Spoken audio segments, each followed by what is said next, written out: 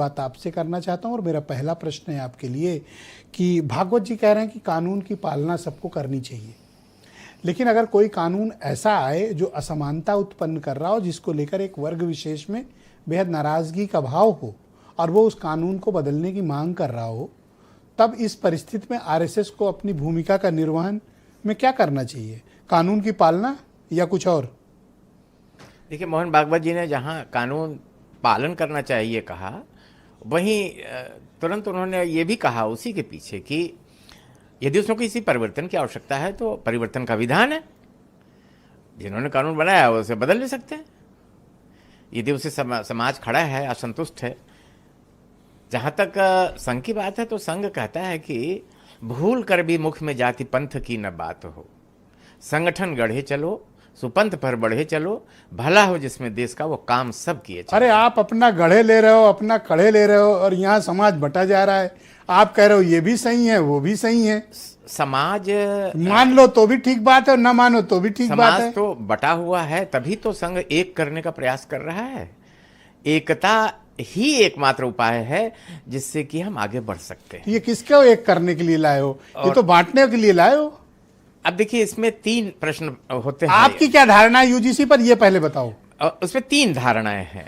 पहला ये कि हम ये सोचते हैं कि क्या ज्यादती हो रही थी, नंबर 1। आप बताइए। नंबर 2, क्या कानून की लाने की आवश्यकता थी? और नंबर 3 कि यदि कानून लाया गया तो क्या कानून समुचित रूप से प्रभावशाली सब पर समान रूप से लागू होगा? ये 3 प्रश्न है उसके अंदर। तो ये तो है कि ज्यादतियां हो रही जवाब आप दे दो। ज्यादतियां हो रही थी। अच्छा, पिछड़े और दलितों के साथ ज्यादती हो रही थी? नहीं, देखिए, इसमें जो वर्ग बनाए गए हैं उसमें महिला भी हैं, विकलांग भी हैं। क्षेत्र के अनुसार दक्षिण भारत, उत्तर भारत, पहाड़ी क्षेत्र, साउथ, नॉर्थ ईस्ट के लोग भी हैं। तो इन लोगों के साथ भी जाति। चलो, मुझे कम से कम ये इत्मीनान हुआ कि आरएसएस से जुड़े लोग यूजीसी के बिल के समर्थक हैं। तो आपको मैं समर्थक की श्रेणी में डालता हूं। तो जो लोग आंखें बंद किए वो सुन ले सिन्हा जी को।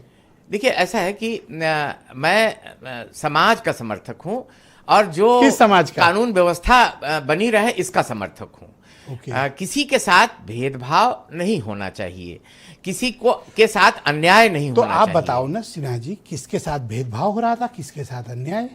देखिए, इसमें संघ तो सबको एक करने की बात करता है ना, और मैं भी समझता हूं समाज शास्त्रीय दृष्टिकोण से मैं ये समझता हूं कि भेदभाव किसी के साथ नहीं होना चाहिए।